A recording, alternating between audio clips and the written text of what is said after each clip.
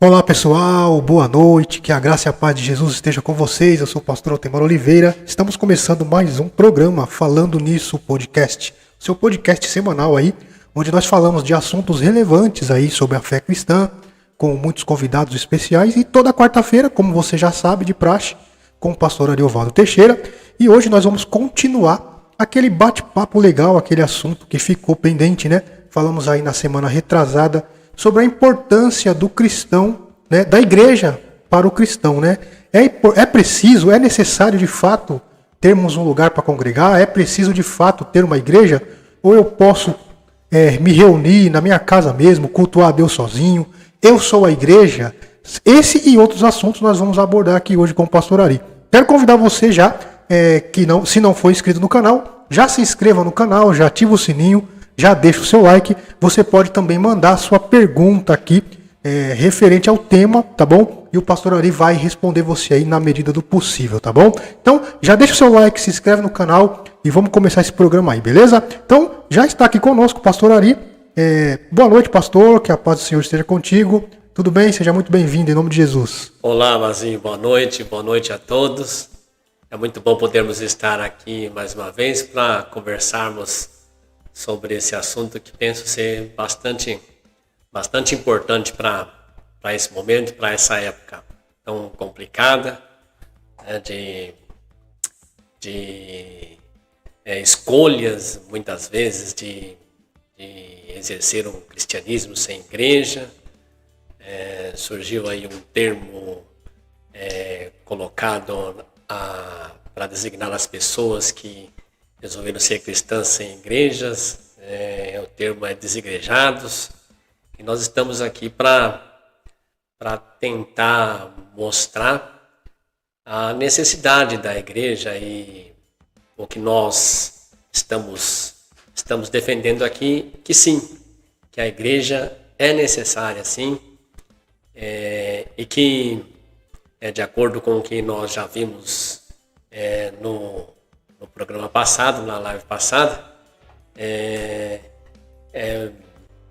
o que vemos no Novo Testamento é a amostra de que a igreja é uma igreja, corpo místico de Cristo, a igreja universal, a igreja a qual pertence todos os que foram salvos, e existem as igrejas. E estamos vendo aqui o que você percebeu que nós defendemos desde o início da conversa na live anterior, é que há uma impossibilidade de se manter um cristianismo sadio sem que se esteja vinculado a uma igreja local.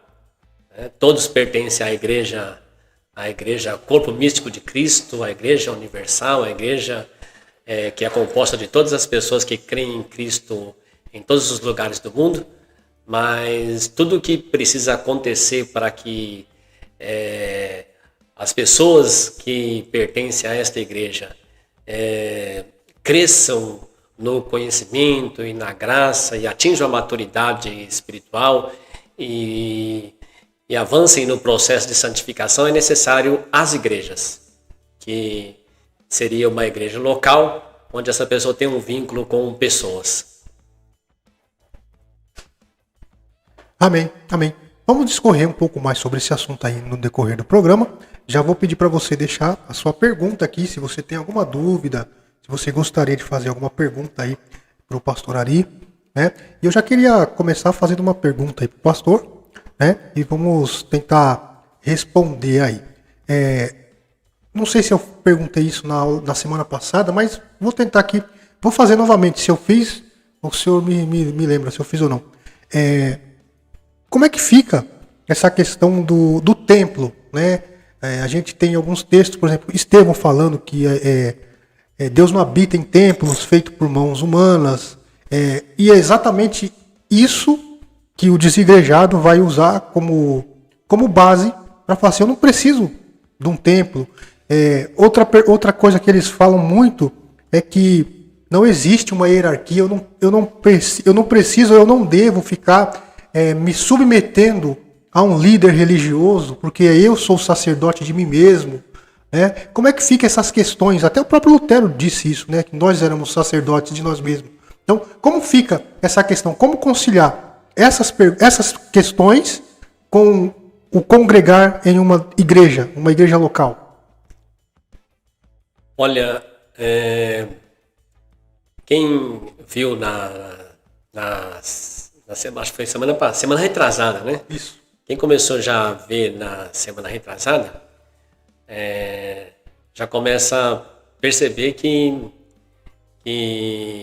há uma resposta, né? Pelo menos já encaminhada para essa questão, para essa pergunta que o Mazinho acaba de fazer.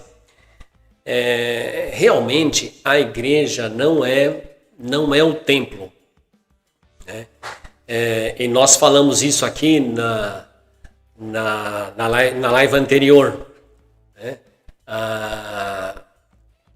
E nós mostramos também que, embora a igreja não é o templo, e inclusive eu já discuti isso com algumas pessoas, inclusive também em lives, em programas gravados, no Instagram e com outros amigos e com outros pastores, a respeito dessa questão que ela veio à tona justamente por causa também do período da pandemia, e aí alguns pastores, alguns líderes, alguns irmãos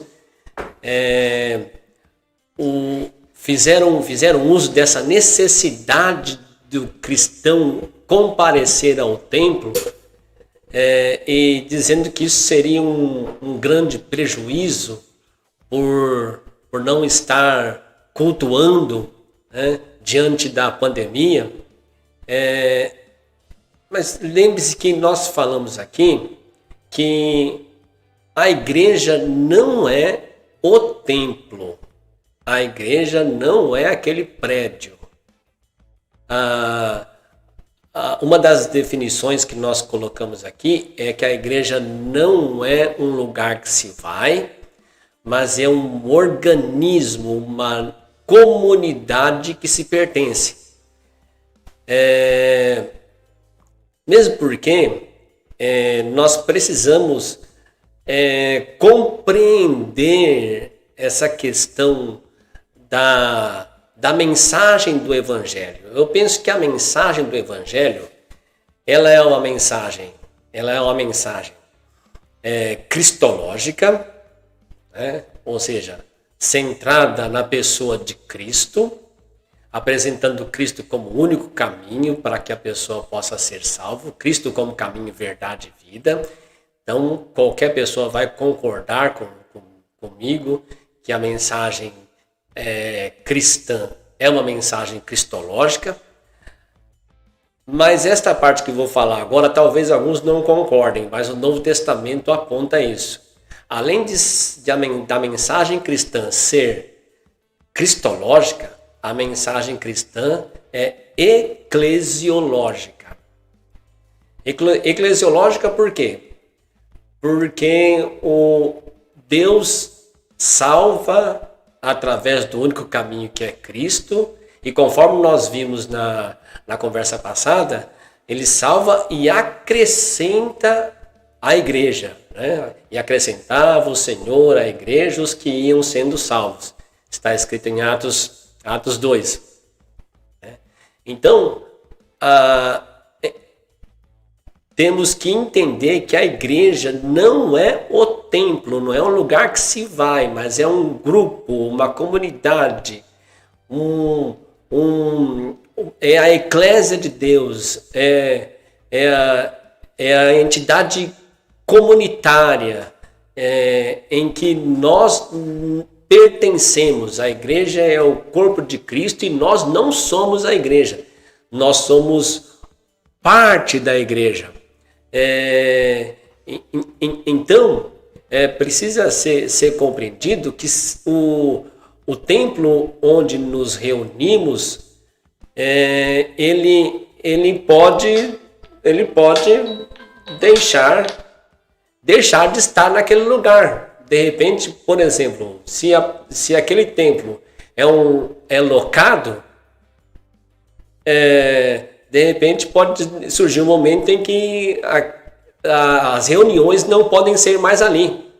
Então, aquele lugar vai passar a ser uma outra coisa. De repente pode passar a ser um supermercado, ou pode passar a ser uma empresa. E aí, então, aquela reunião de pessoas que está ali vai ter que se reunir em outro lugar. Então, o outro lugar vai servir para a reunião daqueles que compõem a igreja. Então, a igreja não é ir. Igreja é ser e pertencer.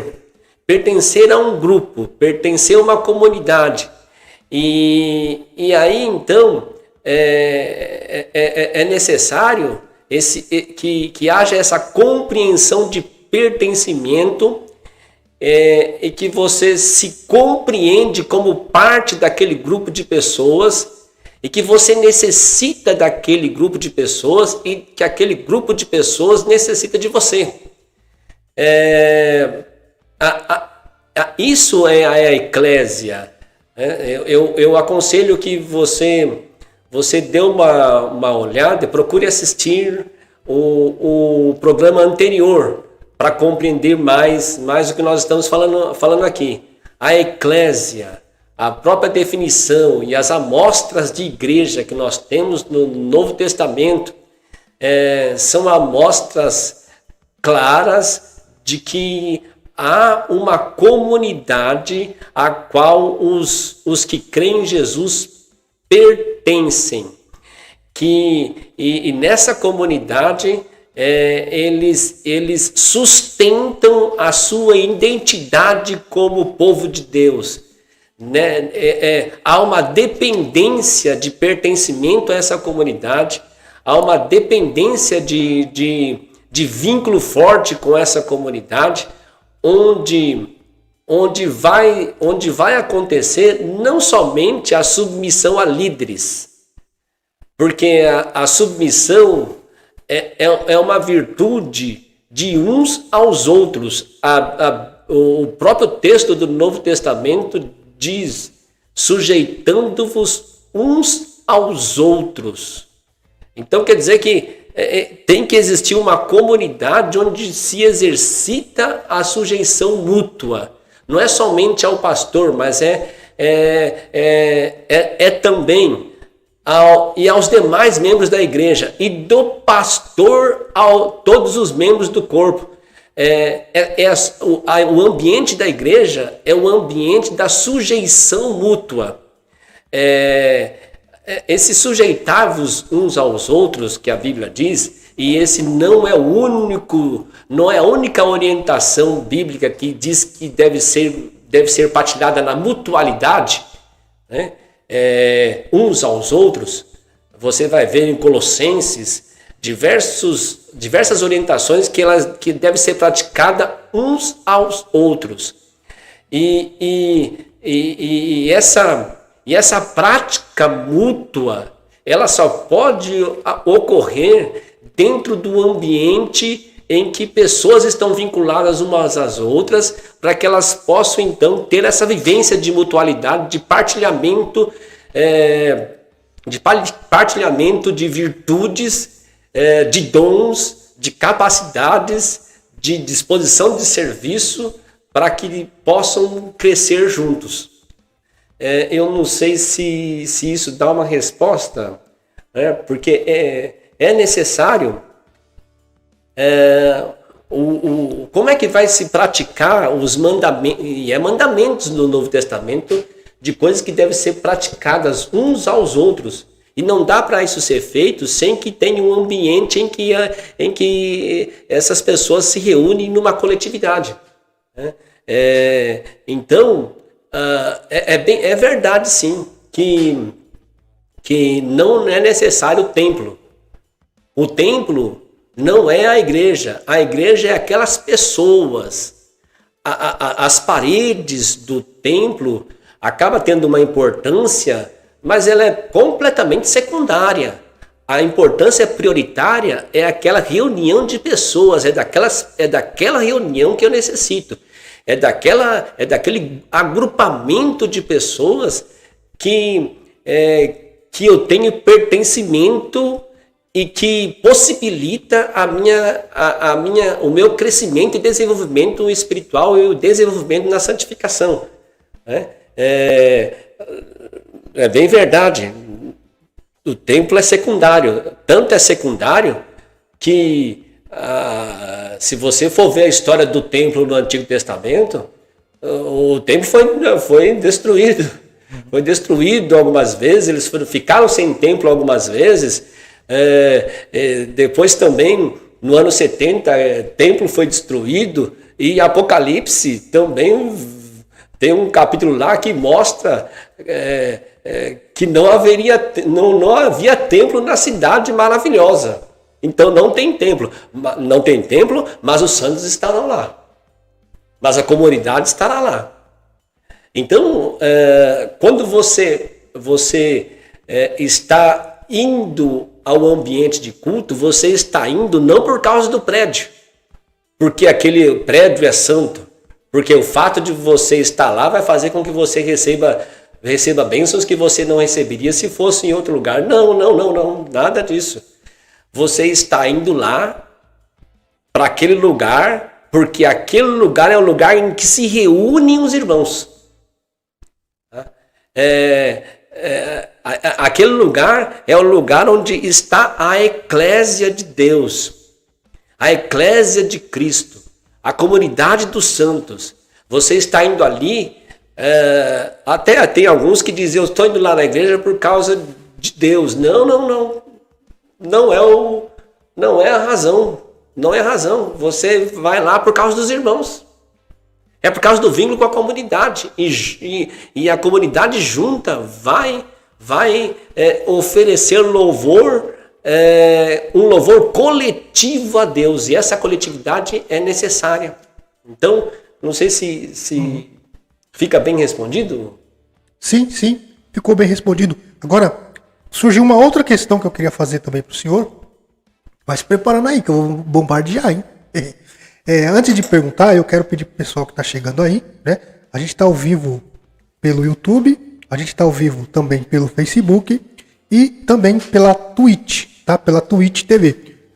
Se você quiser mandar sua pergunta, você pode mandar pelos 3 canais que a gente vai te responder, mas a gente vai priorizar o YouTube, tá bom? Então você pode correr pro YouTube, você que está na Twitch vai pro YouTube, você que está no Facebook vai pro YouTube também, porque lá é melhor da gente te responder, a gente está aqui com o chat aberto, então você pode mandar sua pergunta, tá bom? Quero mandar um abraço para minha tia Eliene, que tá ligadinha aí, ela mandou um boa noite, que Deus abençoe lá na Bahia, tá ligadinha, né?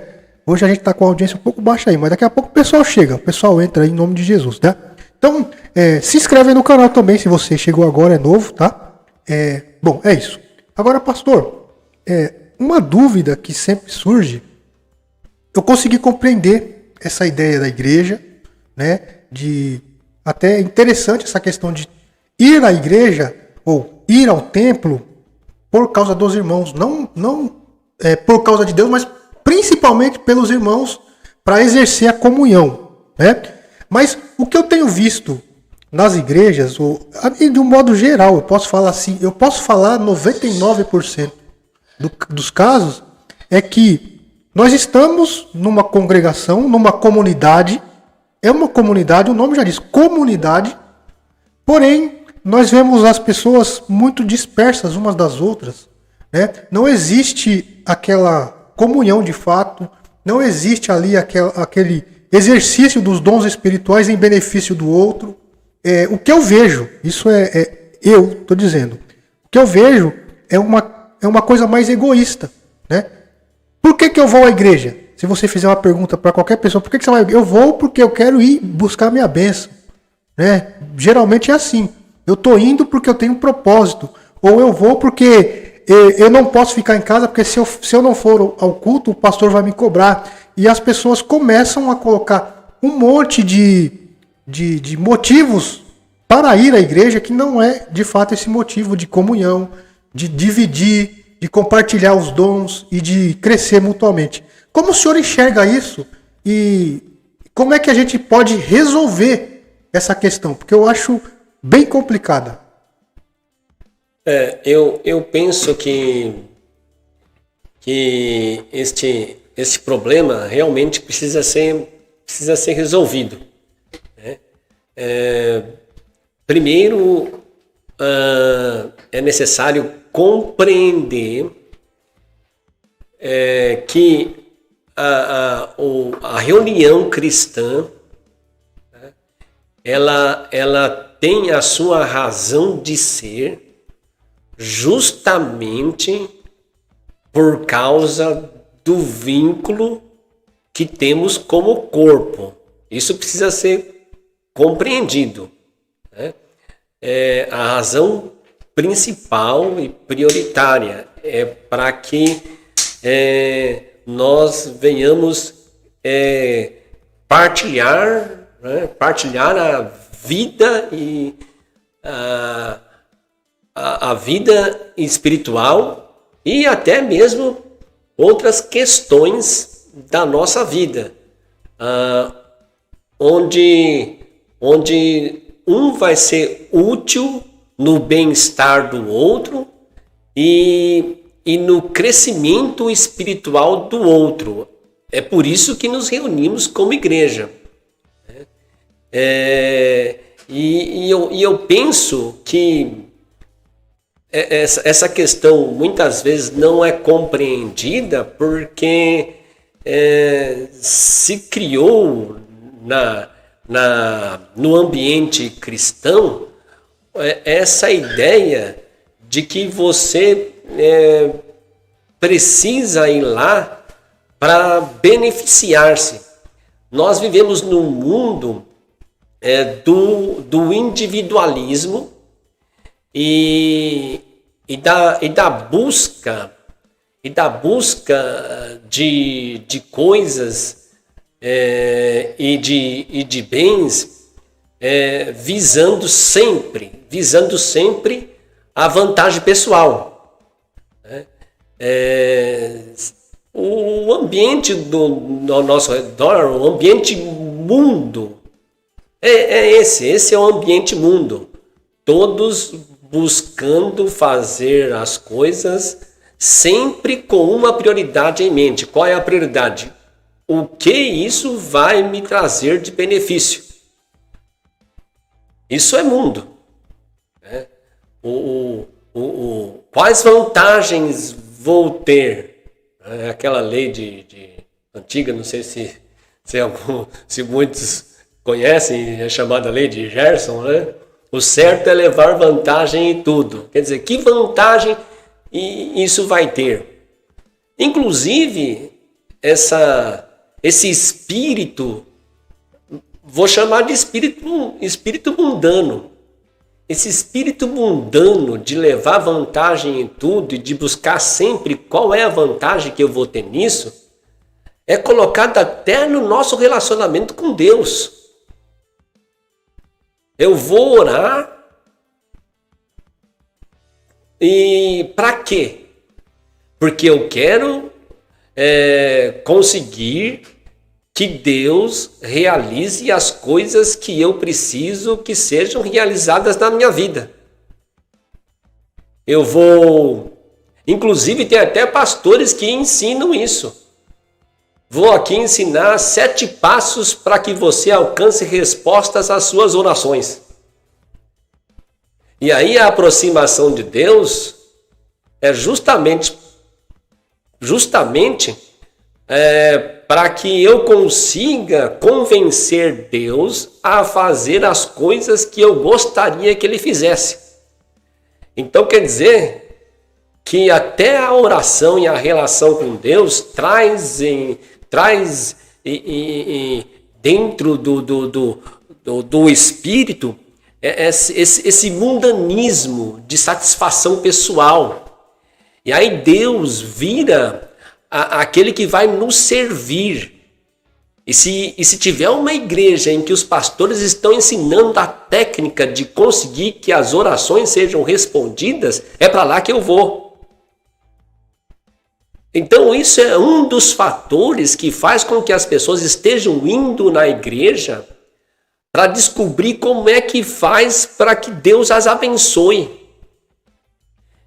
Tem igrejas que têm reuniões, mais de uma reunião no dia, só para que as pessoas venham ir lá e venham receber o seu milagre, venham receber a sua bênção. E inclusive as pessoas até acham bonito dizer que estão indo lá buscar a sua bênção. E esses pastores não incentivam nem um pouco que essas pessoas venham ir lá para servir alguém e esperar que o outro irmão também seja útil na sua vida. Inclusive, há muitos ambientes em que acabou até um relacionamento. Não há relacionamento. Aí então, é um cristianismo, vou dizer, é um cristianismo mundano. Um cristianismo que se aproxima de Deus para fazer Deus dar o que se quer. Um cristianismo que se reúne num lugar onde o pastor vai ensinar como que eu alcanço a minha bênção. Sem se preocupar, nem mesmo que eu me relacione com aquelas pessoas que ali estão. Isso não é cristianismo. Vou dizer mais uma vez. Ir num ambiente em que pessoas estão reunidas para receber a minha bênção, sem me ocupar, sem me preocupar, sem pensar em ter relação com as pessoas que ali estão, isso não é cristianismo. Vou repetir, isso não é cristianismo. Cristianismo é, se fosse usar uma palavra, poderíamos escolher várias palavras para definir cristianismo, se fosse escolher uma palavra só para definir cristianismo. E eu, para definir cristianismo, escolheria uma palavra. Você pode escolher outra, mas eu escolho essa. Relacionamento. Cristianismo é relacionamento primeiro com Deus e em resultado, em consequência, em sinal claro desse relacionamento com Deus, o relacionamento com os irmãos. Caso não haja esse sinal claro, essa evidência clara, esse resultado claro que é o relacionamento com os irmãos, não há relacionamento com Deus. É impossível que alguém diga eu amo a Deus se não ama o seu irmão. Então eu vou na igreja. Vamos até mudar essa frase. Eu estou indo ao encontro dos meus irmãos. Poderia ser substituído. Eu vou à igreja, eu vou ao encontro dos meus irmãos. Porque eu sei que eu tenho coisas em mim que eu posso dar para beneficiar a eles. E eu sei que faltam coisas em mim que eu preciso para o meu crescimento, para o meu bem. E eu vou encontrar essas coisas nos meus irmãos. Se não for assim, não é cristianismo. Não é. Veja que é importante que os textos da Bíblia nos falem. Né? E tudo que eu estou falando aqui é com base no que nós podemos enxergar na leitura da Bíblia. E aqui tem um texto que é muito bem conhecido de Atos dos Apóstolos, que é Atos 2:42, e perseveravam na doutrina dos apóstolos, quer dizer, Eles tinham que se envolver num ambiente onde tinha pessoas com dons para ensinar. O didaquê, a doutrina é o ensino. O didaquê, eles tinham que se envolver com o didaquê. Para isso eles tinham que estar na reunião onde tinham as pessoas que teriam esse dom para oferecer. E é importante que a gente veja esse texto, e esse texto é o texto dos primeiros passos da igreja. Então, portanto, nós podemos dizer que é um dos textos que nos dá noções da origem da igreja. E sempre que nós vamos estudar alguma coisa, é importante que nós venhamos ver a sua origem. A sua origem é muito importante. Como que se origina a igreja? Num ambiente onde eles perseveravam, onde tinha pessoas com o dom de ensinar. Onde eles iam estar expostos ao didaquê, ao ensino, à doutrina. Então, eles precisariam desse ensino, e para isso eles teriam que estar nessa reunião de irmãos, com pessoas com esse dom para ensinar. E aí eles perseveravam só nisso? Não. Perseveravam no didaquê, na doutrina, né, no ensino. E aí perseveravam no quê? No partir do pão. Né? O que é esse partir do pão? Não traz a ideia de estar junto com pessoas? Comunhão, né? Comunhão. No partir do pão e na comunhão. Havia uma perseverança na comunhão. E o texto bíblico diz que essas reuniões do início, da origem, do começo da igreja, eram reuniões com muito mais constância do que as nossas hoje. Porque diz que eles estavam juntos todos os dias. E eles perseveravam nisso, havia uma insistência nisso. Uma insistência em estar junto todos os dias.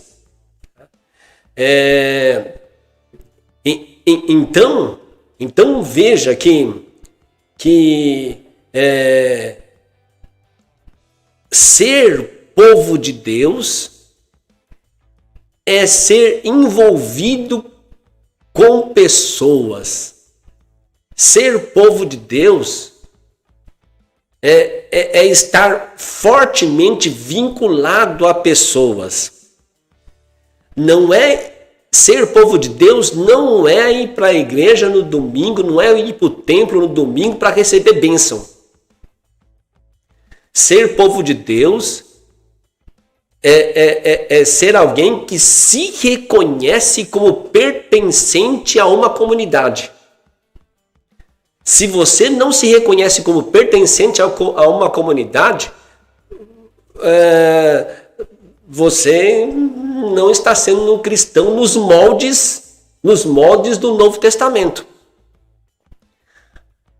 Os moldes do Novo Testamento nos apontam isso.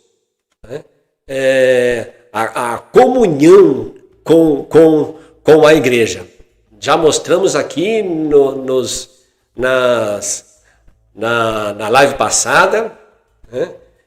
A necessidade de estar junto, né, com os irmãos, e é nesse ambiente em que acontece até mesmo a propiciação para que sejamos cheios do Espírito Santo. O texto de Efésios, onde fala: não vos embriagueis com vinho em que há contenda, mas enchei-vos do Espírito Santo. Quer dizer, tem uma ordem, encher-se do Espírito Santo é uma ordem.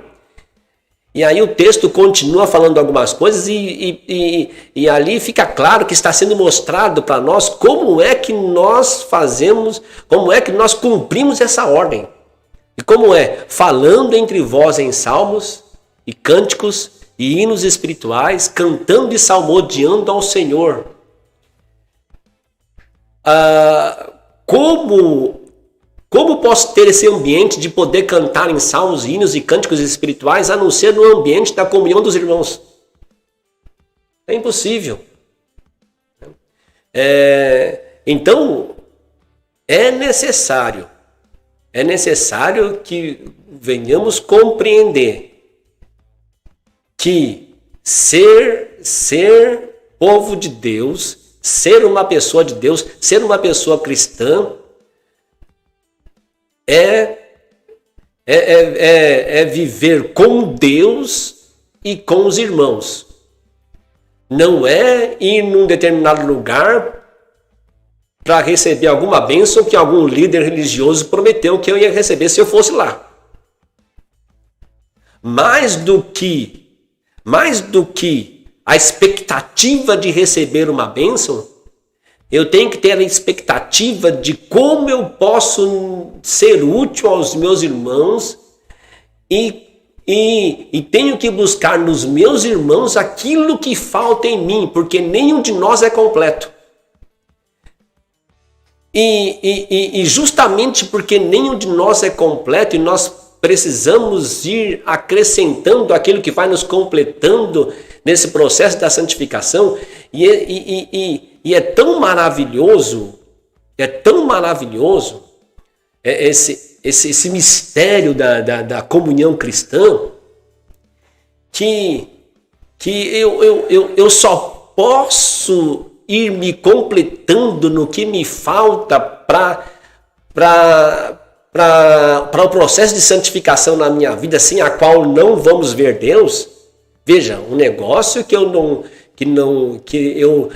vou ver Deus sem Ele, é a santificação. A santificação é processual. E onde que se dá esse processo? É no ambiente da comunhão com os irmãos. Veja como eu preciso disso.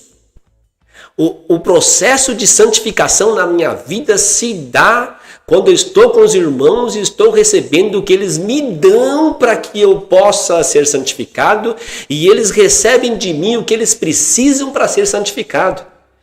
Os líderes, todos os líderes da igreja, no repartir do serviço um ao outro, para que todos cheguemos à unidade de varão perfeito.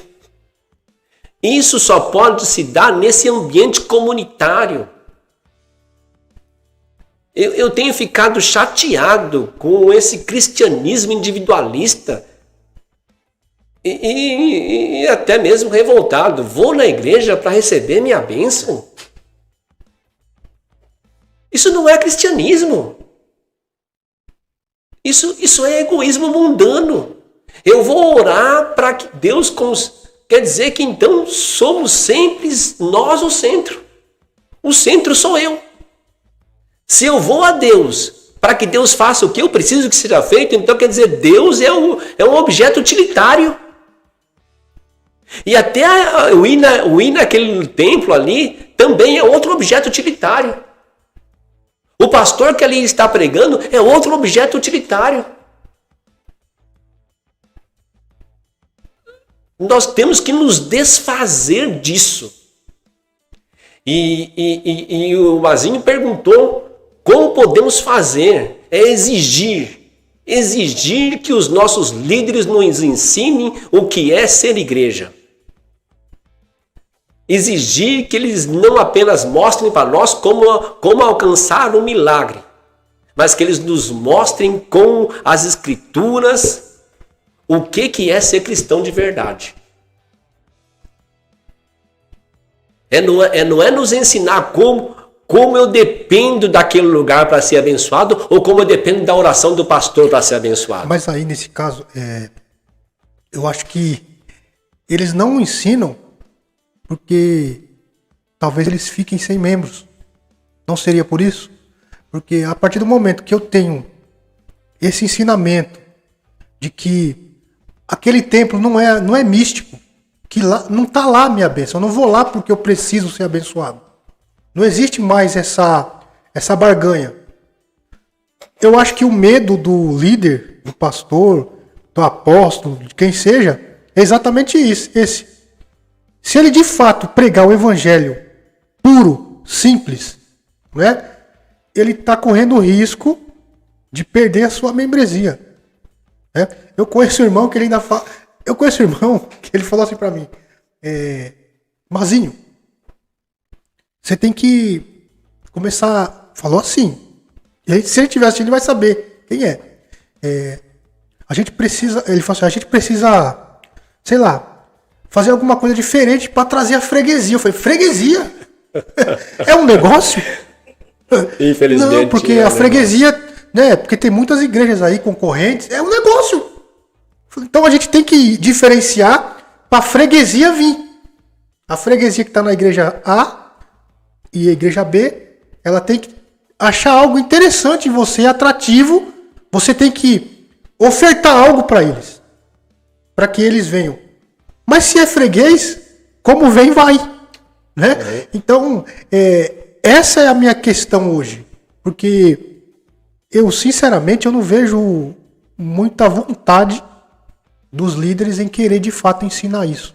Ensinar o que é a igreja, o que é ser cristão de verdade, a responsabilidade da comunhão com os santos. Eu não vejo isso. O que eu vejo é cada vez mais, e cada vez mais, e cada vez mais, o egoísmo tomando conta. E isso começa desde o pastor até o último membro da igreja, passando pelo louvor. Os hinos que se canta hoje, talvez eu não chamaria de hino de louvor, porque é uma música totalmente egocêntrica, é uma música feita para o homem. Eu acho que o cara vai compor, ele já compõe pensando assim, como é que eu faço para ganhar aquele público? Não é mais uma adoração. Então, essa é a minha questão, e eu queria saber como é que a gente faz para resolver isso, porque eu acredito que só pedir para eles nos ensinar, eu acho que não vai resolver muito. Né? Como que o senhor vê isso? Olha, Mazinho, infelizmente, estamos diante de um problema muito difícil de ser resolvido. Como fazer para resolver isso? Eu, sinceramente, Difícil. Eu não sei. Porque, por mais que nós venhamos falar, esses líderes e esses pastores, eles não querem abrir mão disso. Eles não querem correr o risco de que as pessoas digam, então eu não preciso ir no templo, então beleza. Olha, a única saída é o arrependimento de ensinar errado. O que nós precisamos fazer é orar para que esses pastores se arrependam. Se arrependam de ensinar errado, fazer a igreja ficar dependente de ir ali para ser abençoada. Fazer a igreja depender deles. Porque a oração deles é mais poderosa do que dos demais irmãos da igreja. Onde está isso na Bíblia? Onde está isso nos ensinos dos apóstolos? Onde está isso nos ensinos de Jesus? É necessário que oremos uns pelos outros? Mas não precisa ser necessariamente o pastor. Pode ser qualquer irmão da igreja. A Bíblia não fala, não ensina isso. A Bíblia diz, orais uns pelos outros a fim de serem sarados. Existe um momento específico, no momento de doença lá, chama os presbíteros da igreja. Mas é a única. É a única. E se eu ensinar ao povo que é a minha oração, que é mais eficaz do que a dele, a minha oração é mais eficaz do que a deles, eu estou indo contra o próprio Jesus, que diz que em meu nome farão até mais do que eu fiz. E ele não falou que seriam os apóstolos, todos os cristãos.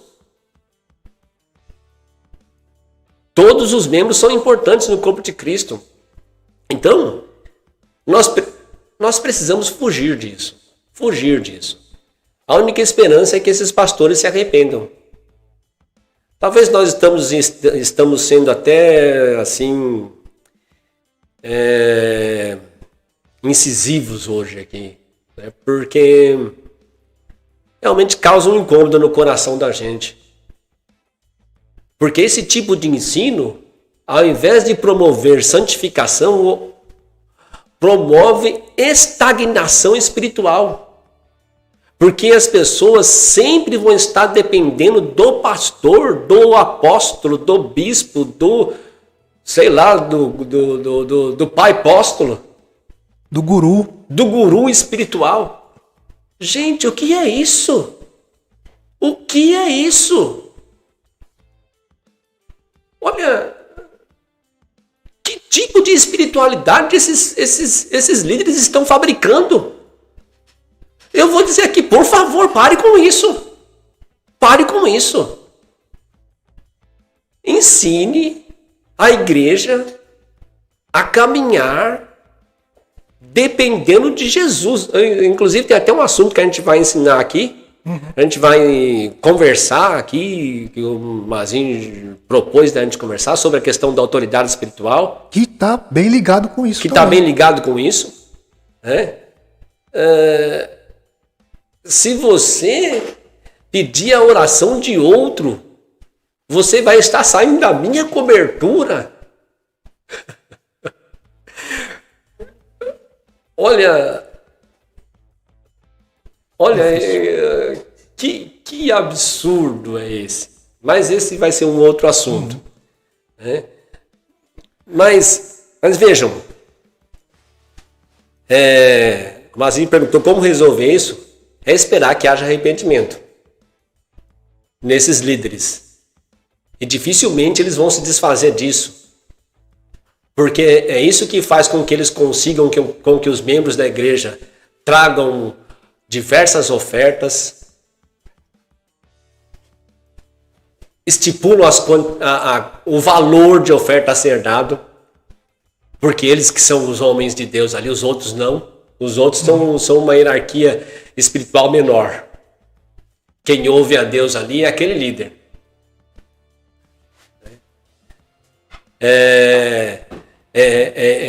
Inclusive, ele não pode nem ser questionado. Então, é esperar o arrependimento. Esperar o arrependimento e nós que não conseguimos persuadir essas pessoas, inclusive é capaz desses líderes ficarem até chateados conosco porque nós estamos falando isso. Porque nós podemos estar incentivando. Olha, deixa eu falar uma coisa para vocês. Não são todos os pastores que são assim não, viu? Não são não.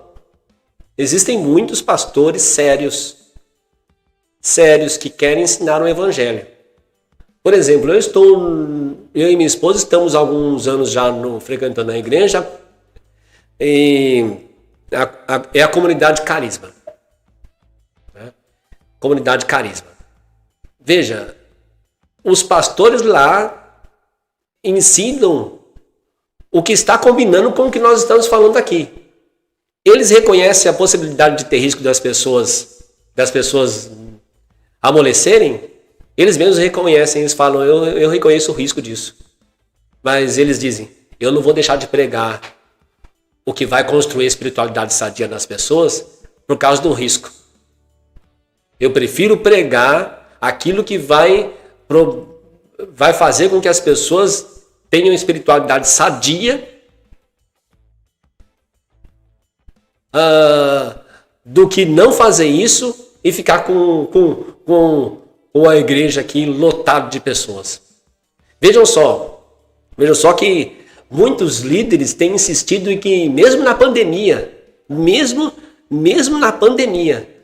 os irmãos têm que ir lá para o culto em todas as reuniões. Olha, eu já fiz comentários sobre isso e já fui criticado por causa disso, mas lá na igreja que eu vou, e não é uma igreja pequena, uma igreja que reúne 2.000 pessoas em 2 reuniões, 3, às vezes até 3.000 pessoas lá dentro, está sem fazer culto presencial fisicamente desde o ano passado. Verdade. Desde o ano passado. E por que não estão fazendo cultos não estão fazendo cultos presencial fisicamente desde o ano passado? Porque é cômodo? Não, é triste até. É triste. Tem que se reunir não fisicamente. Tem que se reunir de uma outra forma que não é a forma de corpo presente. É difícil. Mas eles não estão abrindo mão por quê? Porque o amor não permite. É o amor que não permite. Expor os irmãos à possibilidade de contaminação. Aí alguns pastores dizem assim, não, mas se não vem aqui na igreja, vai no shopping, vai nas festas das famílias, vai em ambientes cheios de pessoas, vai em diversas festas, vai no supermercado, fica aglomerando em outros lugares, mas não dá para vir na igreja. Não tem problema. Horrível é saber que foi numa das nossas reuniões na igreja que alguém se contaminou, mesmo que não morreu. A possibilidade de morrer é muito alta. O nível de letalidade no Brasil é alto. É alto. E mesmo que não houvesse chance de morrer, mas só de eu saber que eu faço reuniões que possibilita a contaminação, isso é contra o amor. Vamos ficar tristes, conforme eu estou, com muita saudade de um culto presencial em presença física. Tem que recorrer aos meios que temos agora de reunir com os irmãos através da internet, que não é a mesma coisa. Mas eu me reúno com os irmãos ali, né, pela internet. Ouço louvor, ouço a palavra, ouço também outros programas em que é exposta a palavra de Deus pelos pastores lá da igreja, né? Mas não é a mesma coisa de estar ali com aquela reunião em que eu posso experimentar os dons dos irmãos e os irmãos experimentarem os meus, de corpo presente, né? Então, há um preço alto, sim, se corre o risco, sim, mas o pastor sério prefere correr o risco. Verdade. Prefere correr o risco a escolher ensinar uma espiritualidade que não é bíblica. A ensinar uma espiritualidade que estagna as pessoas. Que faz as ovelhas não experimentarem a verdadeira libertação que há em Cristo Jesus. Esse assunto é tão sério que uma denominação aqui, no Engenho Novo, uma igreja grande, centenária, começa com A e termina com Assembleia. Falar que não precisa esconder, né? Eles fizeram um congresso em plena pandemia. Congresso. Eu conheci algumas pessoas de lá e, inclusive, depois do congresso, a igreja toda praticamente foi contaminada. Tinha mais de 10 ou era 12 membros internados, entubados, dos quais alguns morreram. 12 membros entubados. E, inclusive, uma conhecida minha faleceu, né? Depois do congresso, pegou o Covid e faleceu. Depois faleceu mais outro, depois mais outro. Inclusive, essa irmã que faleceu, ela pegou Covid, faleceu. Na mesma semana, a mãe dela faleceu. E na mesma semana, se não me engano, o pai. Então, 3 pessoas. E ela tem 2 filhos pequenos. Ficaram órfãos, perdeu a mãe e os avós. Porque, poxa, a mãe faleceu. Os avós vão cuidar. Não, os avós também morreram. Então, é uma coisa muito séria, muito grave. E eu fiquei indignado e expus isso na internet. E algumas pessoas me tacaram pedra. Sabe o que disseram? Culpa dela. Problema dela que foi. Ninguém obrigou ela a ir. Será que não obrigou mesmo? Ela era líder. O congresso era das irmãs e ela era a líder da irmã. Será que não fala? Você tem que estar aqui, irmã. Né? Então, culparam a irmã. Depois o pastor também pegou. Não sei. Eu não sei se acabou falecendo. Não sei. Não tenho essa informação. Mas também pegou. né? E mesmo assim, o pessoal não aprende, né? Olha, veja a dificuldade que estamos. Se esses líderes não tiveram a capacidade de ser responsável com a vida dos irmãos e das irmãs, no momento de pandemia em que o que possibilita a contaminação é a aglomeração de pessoas, e eles aglomeraram pessoas dentro dos seus templos, e inclusive essa igreja fez congresso. Como é que nós vamos poder esperar que se ensine um cristianismo que realmente deixe as ovelhas livres? É muito difícil. É por isso que nós temos essa ambiência que precisa do templo. Não precisa dos irmãos, precisa do templo. Exatamente. Eu não vou na igreja para me doar e receber a doação dos meus irmãos. Eu vou para me ser abençoado. Eu vou para que eu não tenha retaliação do diabo. Diversos outros motivos, menos o motivo verdadeiro.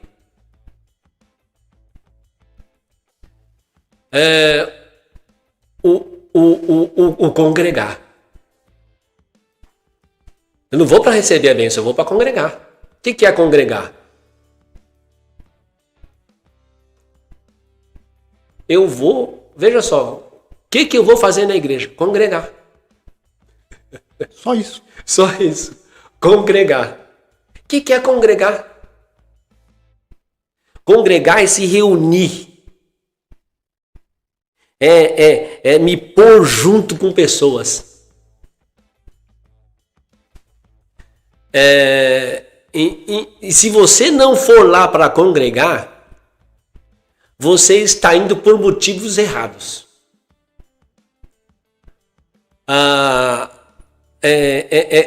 E nós estamos aqui defendendo a necessidade da igreja por causa disso. Por causa da necessidade de congregar. É necessário a comunhão com a igreja, porque ali nós congregamos. No livro de Hebreus, capítulo 10, versículo 22 ao 25, tem lá algumas orientações. Entre essas orientações do versículo 22 ao 25, tem lá assim, não deixando de congregar, como é costume de muitos. Quanto mais se vê de que se aproxima aquele dia.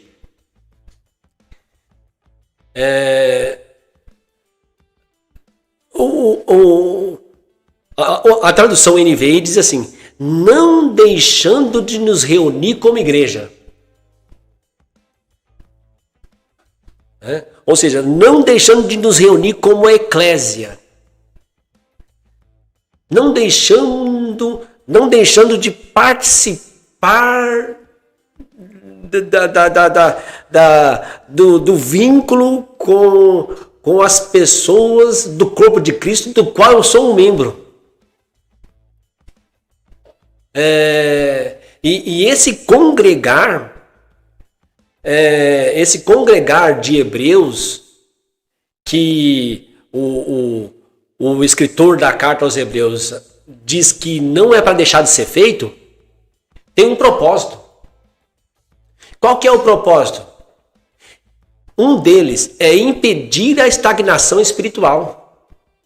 Porque um motivo da escrita da carta aos Hebreus é justamente para combater um defeito. Esse defeito era o quê? Era uma deficiência da igreja. A estagnação espiritual. Eles não cresciam espiritualmente. Hebreus capítulo 5 está lá. O autor aos Hebreus fala assim, olha, pelo tempo que decorreu, vocês já deveriam até ser mestres. No entanto, vocês ainda precisam de que se deem leite, porque vocês não têm condições de receber um alimento mais sólido. Infelizmente, não cortando o pastor, eu acho que hoje tem que ser leite com água ainda. A gente regrediu. Regrediu, Né? regrediu, infelizmente. E impressionante, parece que os sustentadores dessa estagnação são os pastores, que não querem que as pessoas cresçam, porque senão eles não podem ter controle sobre elas.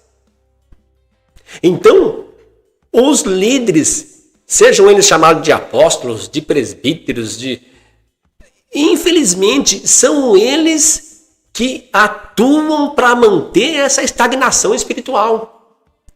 Mas estagnação espiritual incomodava os apóstolos.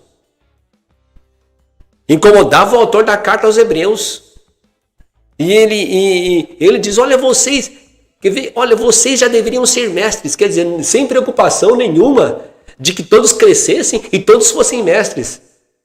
Não é aquele negócio, não, deixa eles lá embaixo porque eles não podem chegar à qualidade de mestre como eu. Vocês já deveriam ser mestres. Hebreus capítulo 5. Mas, no entanto, vocês precisam de leite. E no tempo de hoje, conforme o Mazinho falou, leite com água ainda, porque nem isso pode suportar. E ele fala assim, é necessário que ainda nós voltemos lá nos ensinos elementares. A respeito da salvação em Cristo, coisas que vocês já deviam ter passado por isso. E vocês agora teriam que ter a capacidade, não de ser ensinados, mas a capacidade de ensinar. E nesse ambiente de estagnação que incomoda o autor da carta aos Hebreus, ele dá algumas coisas que seriam necessárias para que essa estagnação fosse vencida. E uma das dicas que ele dá para que essa estagnação seja vencida é não deixar de se reunir com os irmãos. É não deixar de congregar. Ele fala várias coisas lá, né? Aproximemo-nos de Deus. Quer dizer, como saída para vencer a estagnação espiritual, aproximemo-nos de Deus. Cheguemos com confiança diante do trono da graça. Mas não é só isso. Não deixar de dar importância a essa reunião.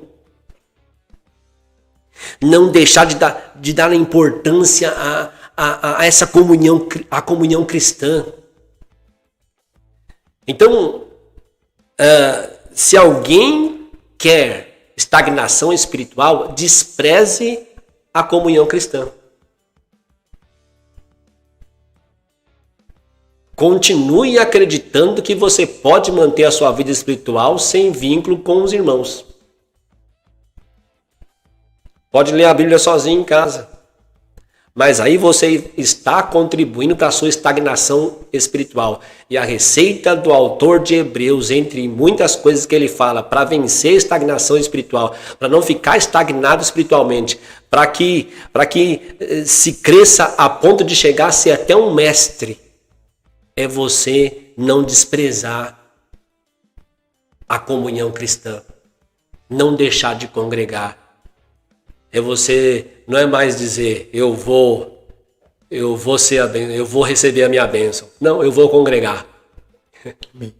Eu vou me reunir com os meus irmãos. Aqui, a Valéria, né? A Valéria falou, a Bíblia revela quem é Deus, né? Ainda voltando lá, como a gente consegue resolver esse problema, né? A palavra de Deus, né? Ela diz que precisamos conhecer a Bíblia, conhecer a palavra de Deus, porque ela revela quem é Deus, né? O Lucas Soares também disse que aula, né? Pastor Dinaldo também está aqui, dando glória a Deus, Deus abençoe a vida do pastor Dinaldo, né? E pensando em tudo isso que a gente falou, talvez seja exatamente por isso que surgiu esse movimento desigrejado. Né? Sim, sim. Porque, de fato, olhando a grosso modo, a gente não consegue encontrar uma igreja física, templo, né, que atenda aos anseios do verdadeiro cristão. Né? A gente não está falando aqui daquele do oba-oba, porque tem muita gente do oba-oba. Uma vez eu estava na casa de uma pessoa, no domingo, e o pessoal não é cristão. Né? E nesse domingo o pessoal estava meio alvoroçado. Era 2 horas da tarde, eu só vi o movimento. O pessoal vai tomar banho, vai se preparar, porque hoje a gente tem um culto ali. Eu falei, o pessoal não era cristão. Não, hoje nós vamos pro culto e tal. Eu perguntei, eu fiquei curioso. Poxa, vocês vão todo mundo, a família inteira, tipo, era um quintal e tinham 4, 5 casas. A família inteira ia no culto. Eu falei, poxa, poderiam ir no meu culto lá na minha. Ele, não, a gente convida todo dia e nunca vai. E aí nesse dia, não, nós vamos no culto hoje, porque nós vamos. Perguntei, mas vocês vão? Vamos, já estamos preparando aqui e tal. O culto vai começar às 6 horas e tal. Aí eu perguntei. É que o Valdemiro Santiago estaria na igreja. Então eles queriam ir por causa do apóstolo. Né? E aí, em um determinado momento, alguém lá que era da igreja mandou avisar que ele não viria mais. Ninguém foi. Desistiram de... né? Então, esse é o pessoal do Oba-Oba.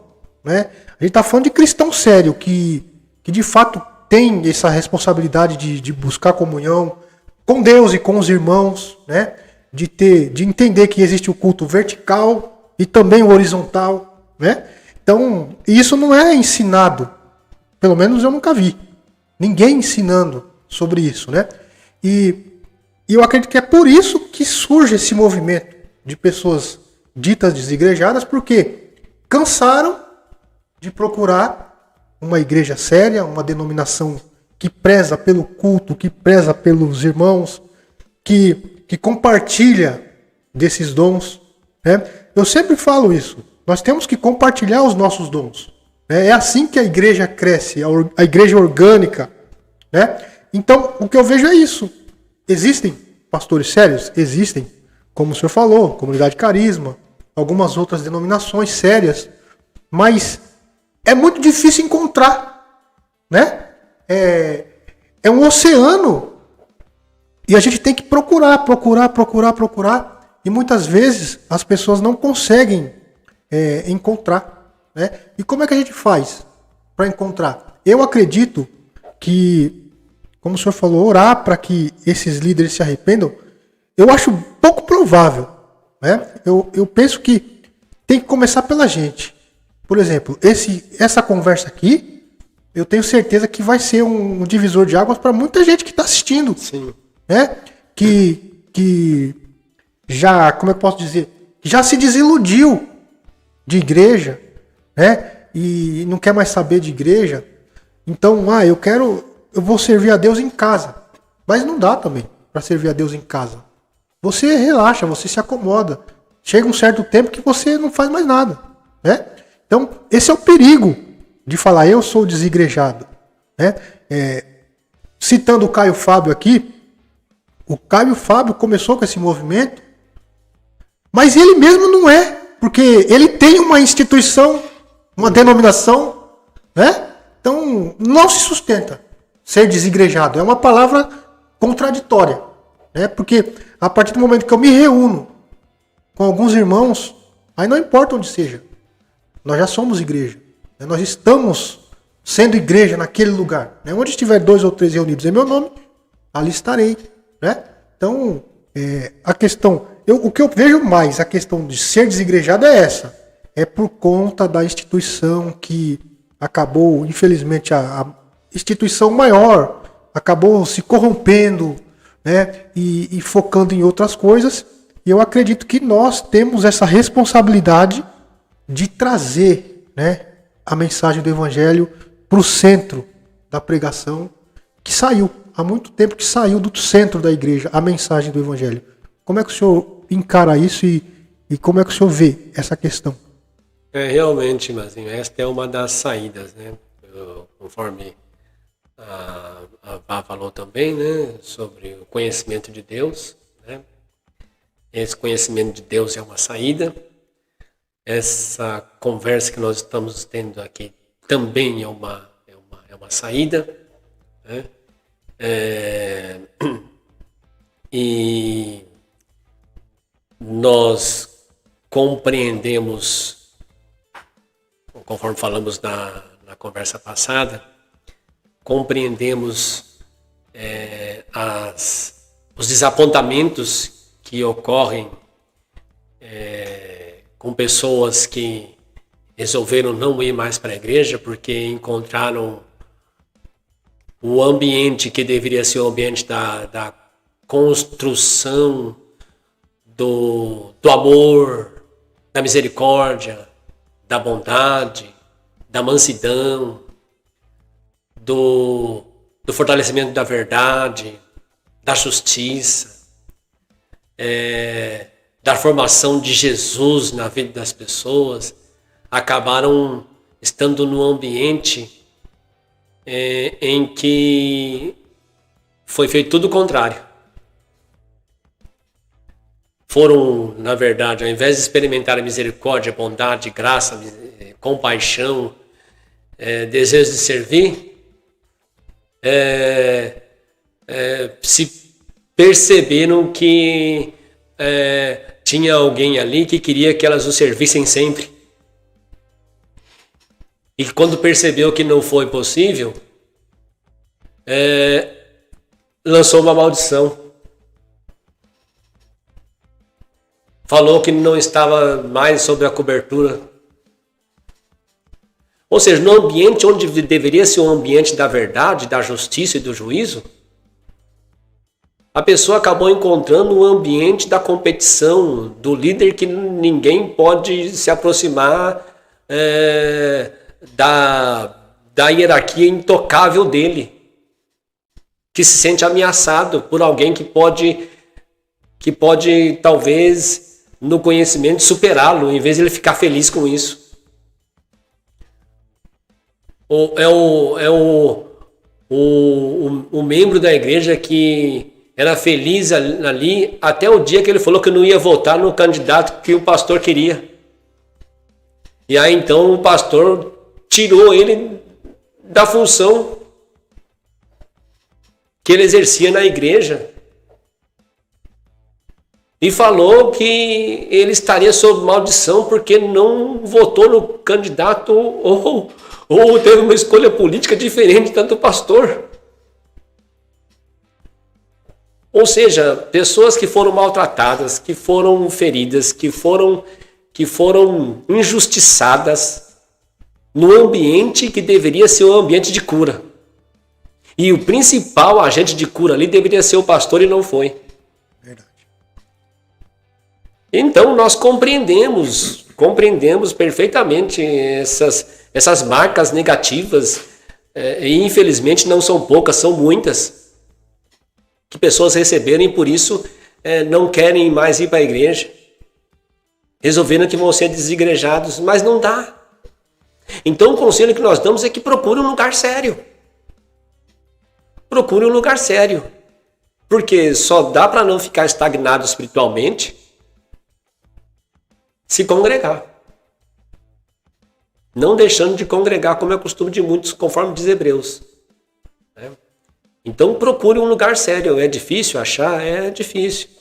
Mas não fique sem uma igreja, não fique sem um grupo de irmãos que você pode se reunir com eles, né, para partilhar dons, para desenvolvimento dos mandamentos mútuos que a Bíblia ensina, para entregar a sua importância de membro do corpo e para receber a importância do outro membro.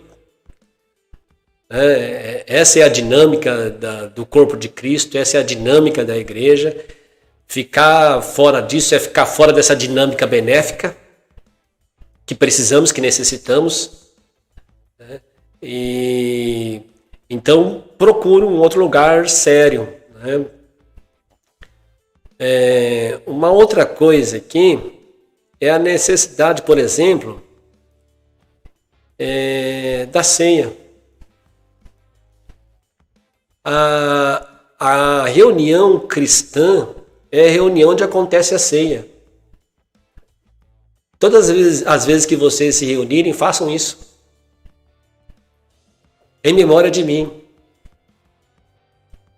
Então está aqui mais um incentivo para que quem é desigrejado procure um lugar sério para ficar. Porque necessitamos.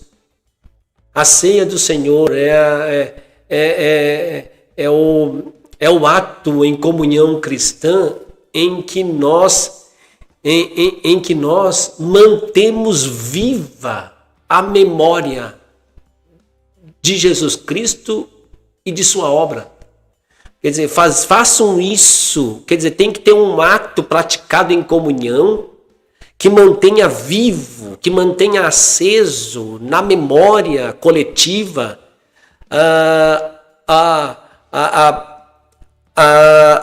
aquilo que foi consumado na cruz. Isso não pode sair da nossa memória. Isso não pode esfriar no nosso coração. Manter na memória é isso, manter aceso, manter vivo,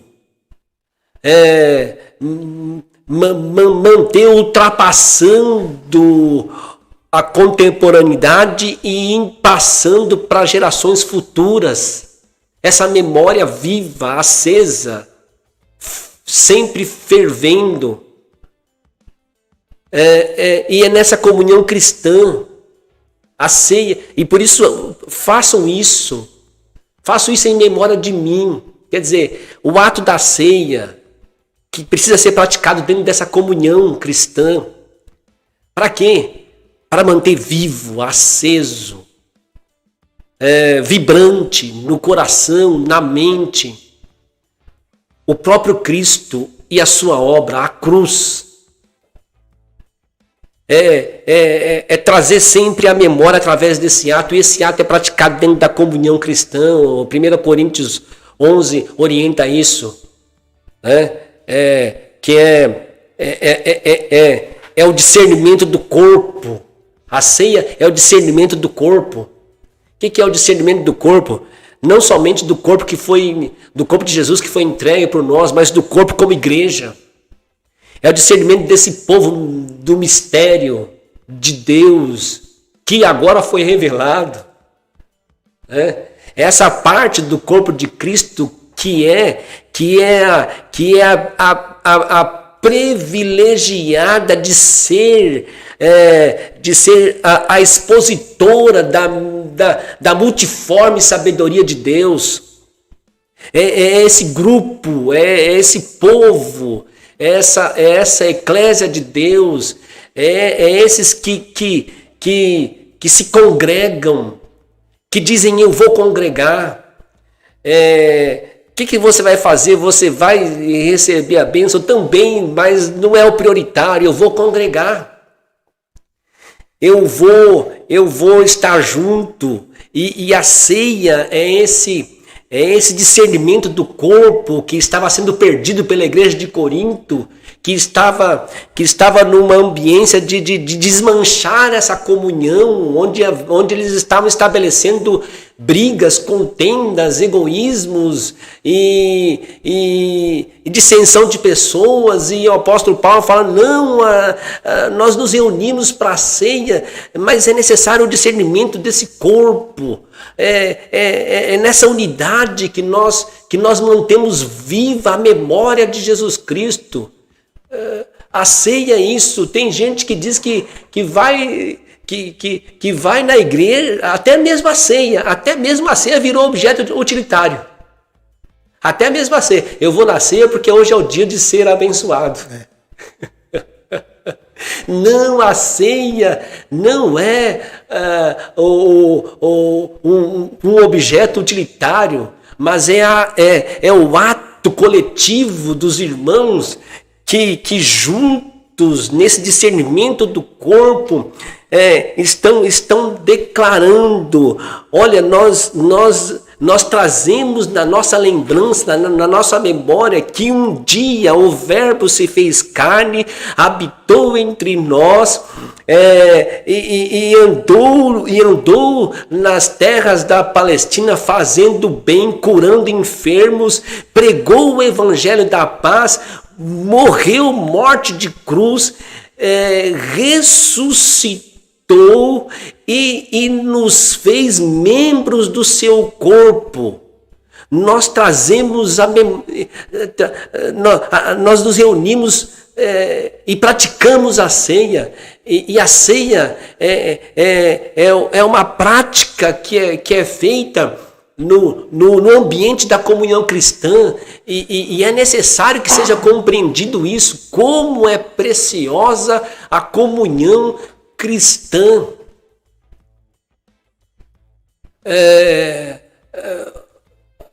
Sem isso, há uma estagnação espiritual. Sem isso, não há santificação. Sem isso, além de haver uma estagnação, e se isso for se a ausência disso, e se estar desvinculado disso dure muito tempo, nós vamos regredir cada vez mais. Então, o corpo de Cristo, a comunhão dos irmãos é um lugar onde nós celebramos a ceia nesse discernimento de corpo, nesse discernimento da importância que eu tenho para o irmão e nesse discernimento da importância que o irmão tem para mim, e juntos nós somos o corpo de Cristo, que estamos assentados com Cristo acima de todo principado e potestade. Na ceia nós estamos declarando isso, nós somos esse povo. Estamos trazendo à memória toda essa vitória. Estamos trazendo da memória essa vitória diante do mundo físico, diante do mundo espiritual. Nós estamos trazendo da memória que Jesus Cristo se manifestou para destruir as obras do diabo. Nós estamos trazendo à memória que Jesus Cristo triunfou na cruz sobre todos os principados e potestades e expôs todas as potestades e o inferno inteiro, os expôs publicamente ao desprezo. Na ceia, que é esse ato comunitário, nós estamos trazendo à memória toda essa vitória. E então veja como é importante eu ter esse pertencimento, com esse discernimento da importância dos irmãos na minha vida, é que juntos, nas nossas reuniões, nós temos a ceia. E aí então nós trazemos à memória toda essa vitória da qual fazemos parte e que precisa ser espalhada pelo mundo inteiro e ultrapassar o nosso tempo e o futuro. Amém. Amém. A Valéria comentou aqui, né? Ela falou: acredito que alguns líderes não ensinam a verdade porque a verdade liberta. Esses líderes querem continuar sendo o centro das atenções. Eu vou mais além. Né? Na verdade, eles querem. Não é questão de. Tem alguns que querem até, né, ser o centro das atenções, mas o que eu vejo mais é que eles querem ter um lugar de onde tirar a fonte de lucro mesmo. Né? Essa seria a palavra mais correta. Né? Se eu te ensino o caminho, você vai embora. Você não vai depender mais de mim. Né? É diferente de eu falar: deixa que eu te levo lá. Uhum, e todo diferente. Dia você vai depender de mim para te levar lá. E aí eu cobro X, Y. Né? Quando você aprende a caminhar com as suas próprias pernas, você não vai mais depender de mim. Você não vai mais me pagar. Não vai pagar o pedágio. Né? Então, infelizmente, a gente vê muito isso acontecendo. Né? Agora, eu não sei se o senhor tem mais algum ponto importante para falar. Acho que poderíamos... Eu queria só fazer mais uma pergunta. Sim. Né? Se o senhor não tem, conseguiu explanar tudo que o senhor queria falar, ou tá tranquilo? Sim, tranquilo já. Eu acho que foi necessário. Tá. Então, a gente teve uma bela explanação aqui, a gente conseguiu, né, compreender muito a respeito da igreja, a respeito da eclesiologia. Claro que tem muito mais coisa, mas assim, a gente conseguiu transparecer isso para o pessoal muito bem, né? E agora é uma pergunta que muitos fazem, na verdade.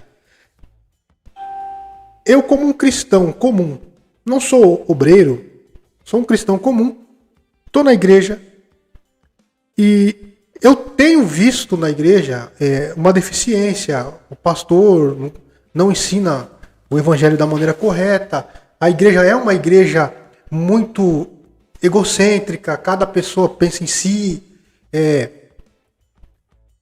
Eu posso, como membro dessa igreja, sair daquela igreja e começar uma igreja, por exemplo, em casa. agora eu vou começar a cultuar em casa, eu junto com mais 2, 3 irmãos ali, a gente começa a cultuar, e dali começa um novo trabalho, uma nova igreja, o que seja, ou o que o senhor aconselha?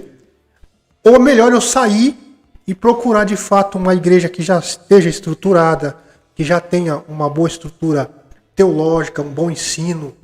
O que o senhor recomenda para esse cristão que está pensando? Porque tem muito crente que está pensando de fato nisso.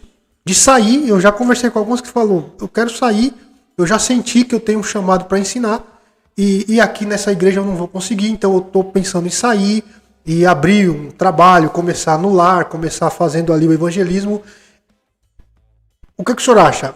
Faça isso, ou o senhor acha melhor buscar uma igreja séria, uma instituição séria que pode até direcionar, né, essa pessoa no caminho mais correto, para entender melhor a questão dos dons e do chamado? O que o senhor pensa? Olha, eu penso que esta pessoa não deve fazer a primeira hipótese que você falou, que seria sair e abrir um ministério. Eu penso que não. O que seria adequado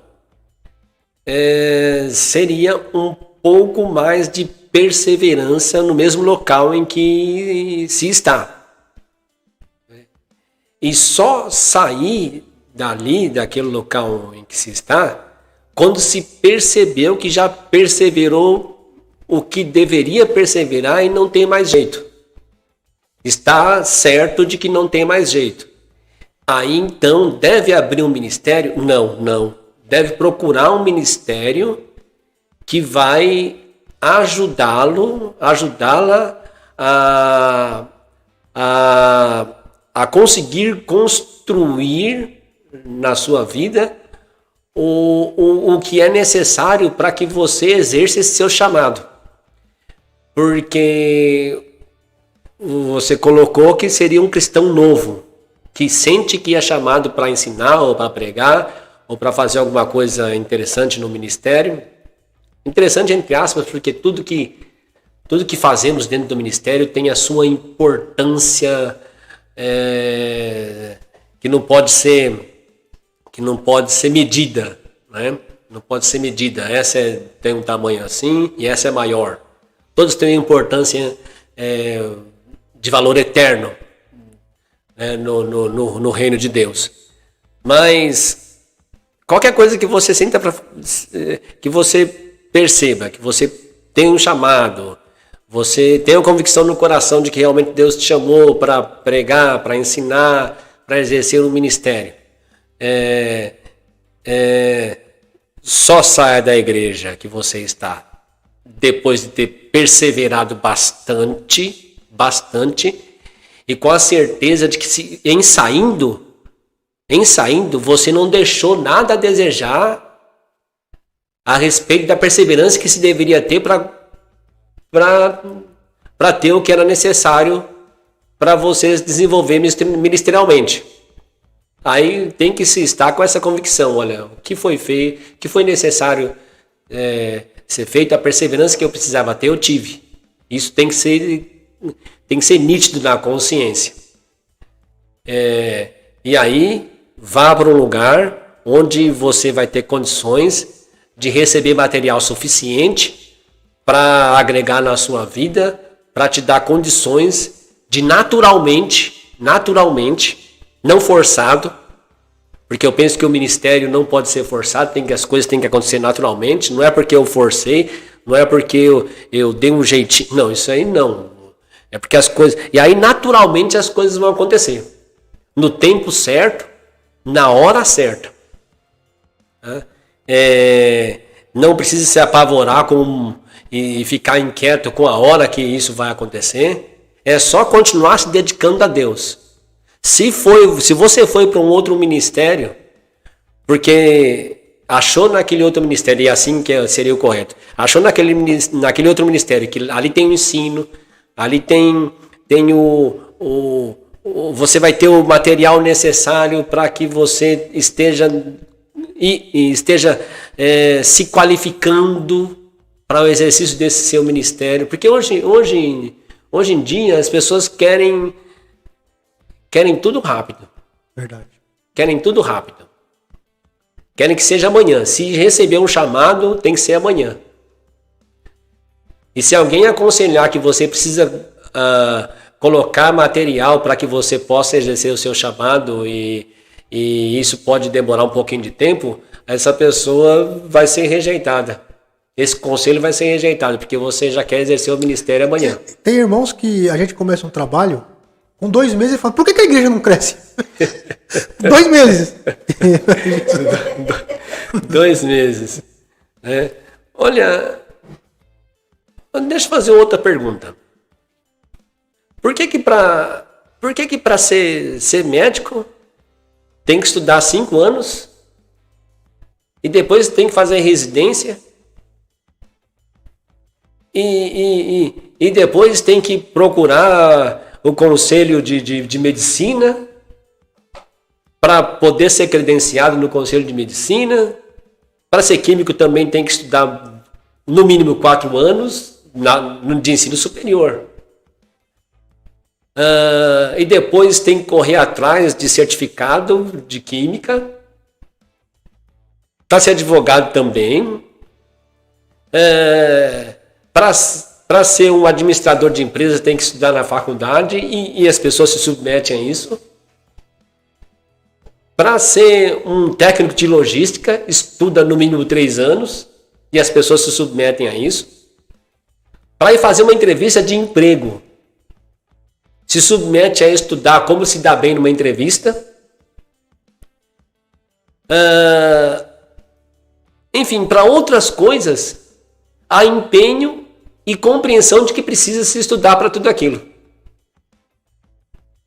Agora, para exercer o ministério, recebi o chamado hoje e amanhã já tem que...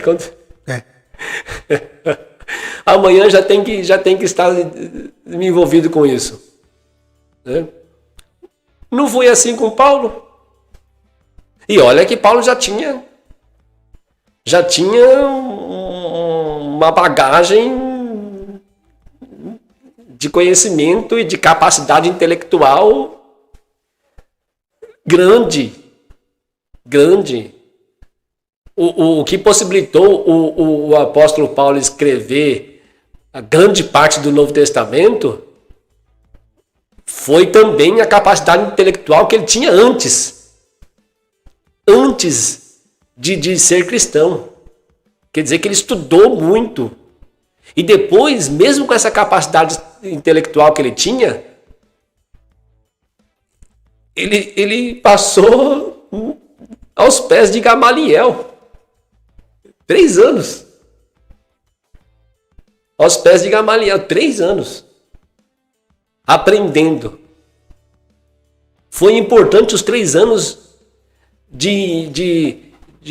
os 3 anos de dedicação aos pés de Gamaliel na vida do apóstolo Paulo, que já tinha uma bagagem de conhecimento extraordinária antes.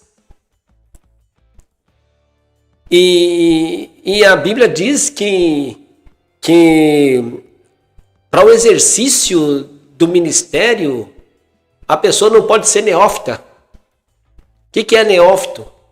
O neófito é um novo na fé. É aquela pessoa que começou a receber o primeiro alimento para desenvolver a sua maturidade espiritual. E ele tem que ter saído da condição de neófito para poder exercer o ministério. É a Bíblia que diz isso. É possível que alguém receba um chamado antes de se batizar na igreja. É possível, eu acredito muito nisso. E se alguém novo convertido falar que tem um chamado, eu acredito, porque já vi muita gente assim. Teve pessoas que teve chamado quando era criança. Pastores que tiveram chamado quando era criança. Mas se você for olhar a vida de alguns desses pastores, passaram 4 anos no seminário teológico e depois Você olha o currículo de alguns pastores que disseram que tiveram chamado quando criança. Quando criança. Acho que você deve conhecer alguns, né, Mazinho? Tiveram chamado quando criança, mas aí virou adulto. E depois passou pela faculdade de teologia, passou por outros mestrados de Antigo Testamento, Novo Testamento, e só depois é que veio entrar no ministério. Mas recebeu o chamado quando era criança. Agora, por que para todas as outras áreas, todo mundo concorda que precisa se dedicar estudando, se dedicar se preparando, se dedicar no preparo, se dedicar atrás de material que possa acrescentar conhecimento a respeito daquela área, e para exercer o ministério, que é para cuidar de vidas, de almas, pode ser amanhã.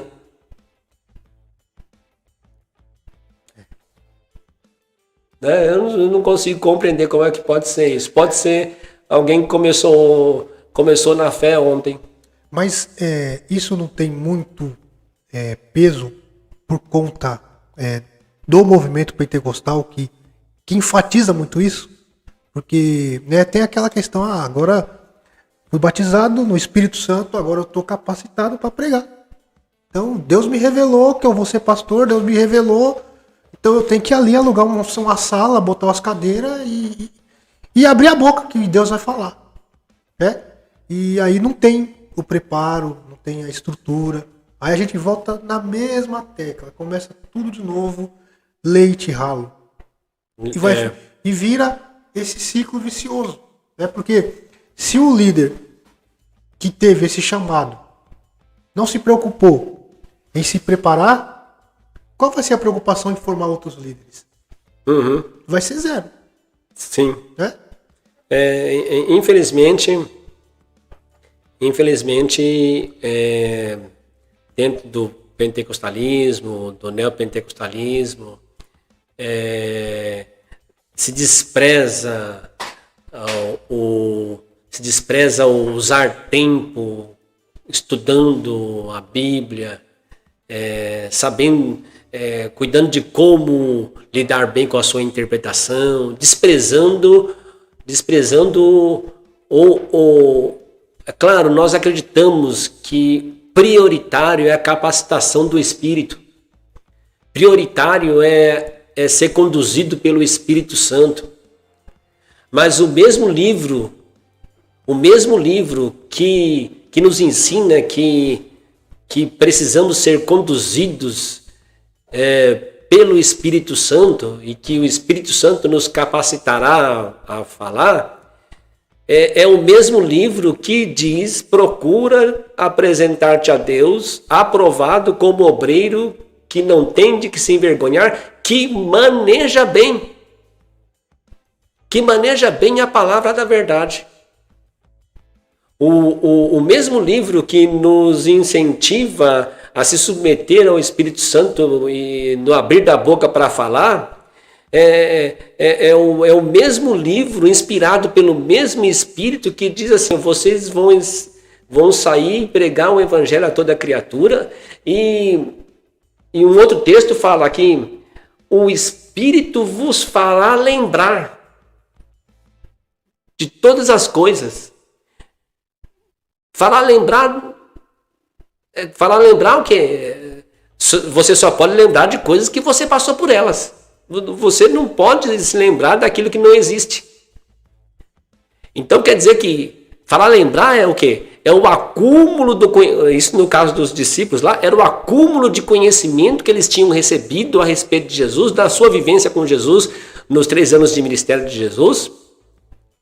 E o Espírito Santo os faria lembrar daquelas coisas conforme eles iam fazendo, conforme eles estariam indo e fazendo a obra de Deus e exercendo o seu ministério, e o material que eles iam ter na vida deles para exercer esse ministério era aquilo que eles tinham recebido de Jesus e que o Espírito os faria lembrar. Agora, se a pessoa não aprendeu nada, vai lembrar do quê? O Espírito vai fazer ela lembrar do quê se ela não...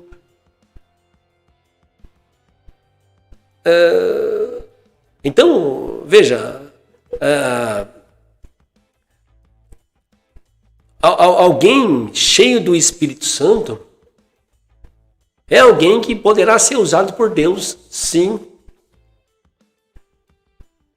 Mas isso não significa que eu posso, por causa disso, desprezar as outras recomendações. Por exemplo, de saber manejar bem a palavra da verdade, porque o obreiro, veja bem, o obreiro aprovado. Quem é o obreiro aprovado? O obreiro aprovado é aquele que maneja bem a palavra da verdade, 2 Timóteo. 2 Timóteo, né? 2 Timóteo, o obreiro aprovado é aquele que sabe manejar bem a palavra da verdade. Ou seja, sabe lidar bem com as escrituras. Como é que alguém vai se pôr diante de um povo para ensinar as escrituras, sendo que ele mesmo não sabe interpretar? Ele mesmo não sabe interpretar um texto da Bíblia. E não se incomoda com isso. Até hoje eu me incomodo com a questão da interpretação das Escrituras. Eu corro atrás de não expor um texto de maneira errada.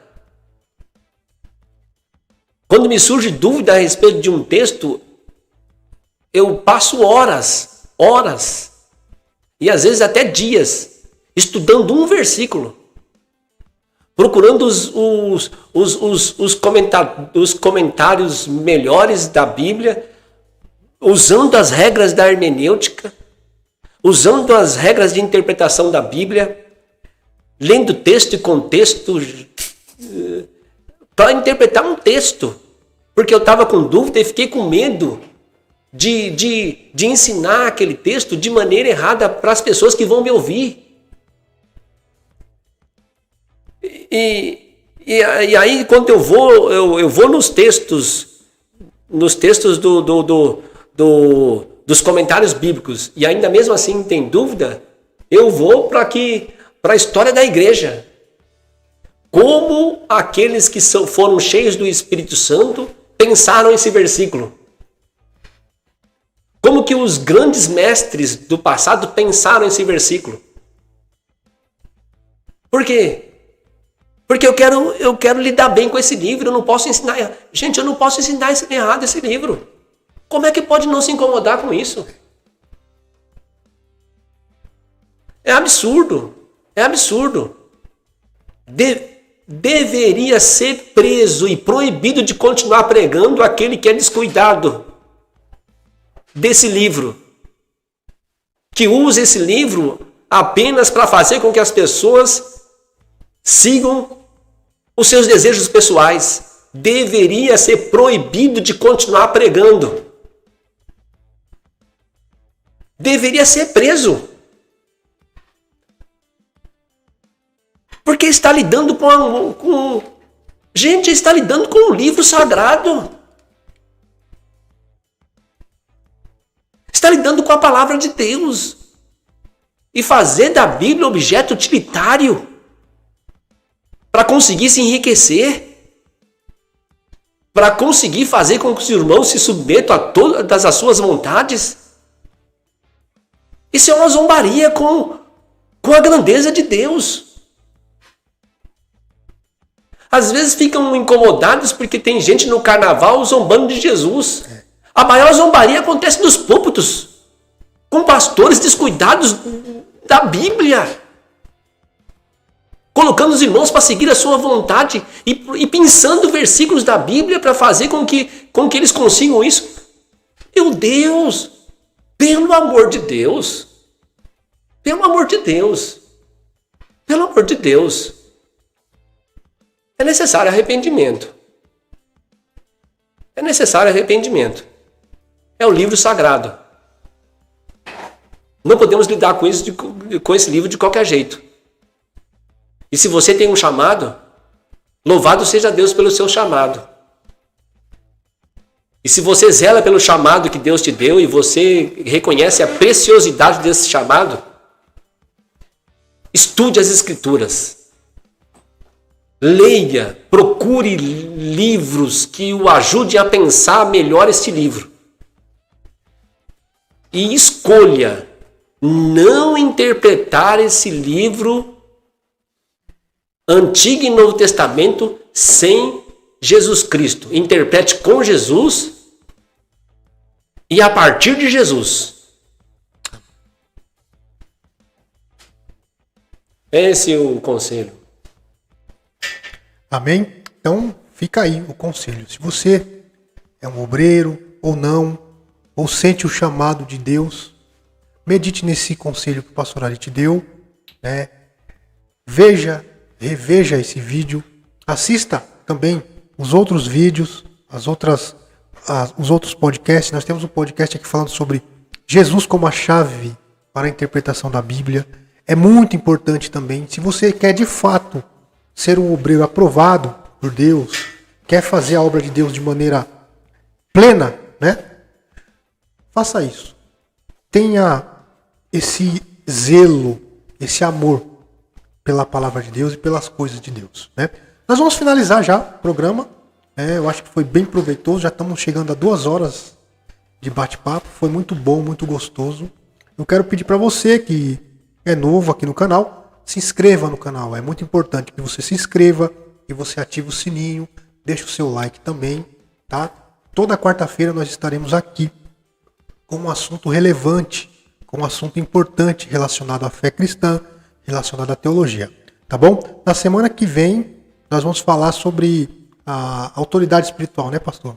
Uhum. A gente vai anunciar aí durante a semana, né? Então, espero que você tenha gostado, espero que tenha esclarecido as suas dúvidas aí. Se ficou alguma dúvida, você pode deixar aqui nos comentários também e a gente vai respondendo aí na medida do possível. Você pode mandar também aí temas, sugira temas que você gostaria de aprender. Qualquer assunto relacionado à palavra de Deus, relacionado à Bíblia Sagrada, você pode sugerir, tá bom? Que a gente vai anotar e a gente vai trazer esse assunto aqui para você, tá bom? Então, eu tô indo embora. Pastor, quer falar mais alguma coisa? Quer fazer algumas considerações? Obrigado por terem nos ouvido. Deus abençoe a todos. Em alguns momentos, talvez eu tive uma forma de falar um pouco incisiva, mas dependendo das coisas que se fala, é impossível que a emoção não venha junto. E se a emoção for de indignação, não tem jeito de escondê-la. Então, e tudo que falamos aqui, tivemos a intenção de que fosse para construir, né? Penso que pense com bastante carinho, ainda que talvez uma pessoa ou outra possa não ter gostado da forma que talvez eu falei em alguns momentos, mas é que eu não consigo não ficar indignado com o mau uso da Bíblia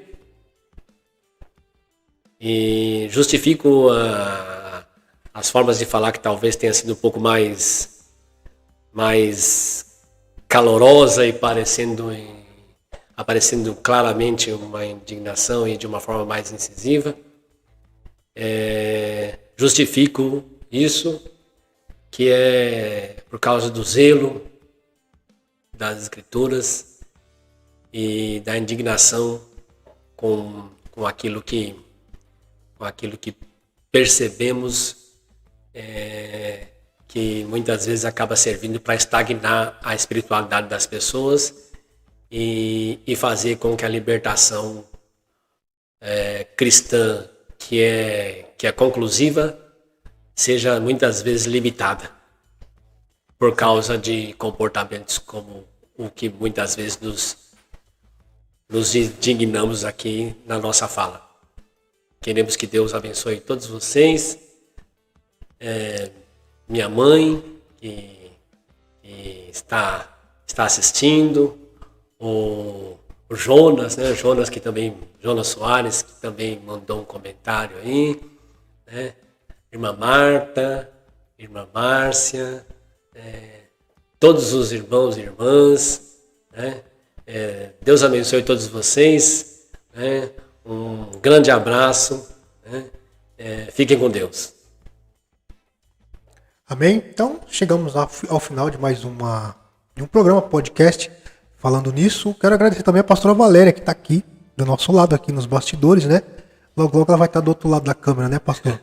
Vamos convencer, né? Sim, vamos convencer ela. Para vir bater um papo aí com a gente. Então, pessoal, é isso aí. Desejo a todos vocês uma ótima noite, uma ótima semana, aí, uma ótima quinta-feira, né? Na bênção do Senhor Jesus. Amanhã eu estou logo cedo na Infogospel com o programa Manhã com Deus. E na quarta-feira estaremos aqui de volta com um assunto relevante relacionado à fé cristã, tá bom? Fique com Deus, se cuide. Deus abençoe. Tchau, tchau.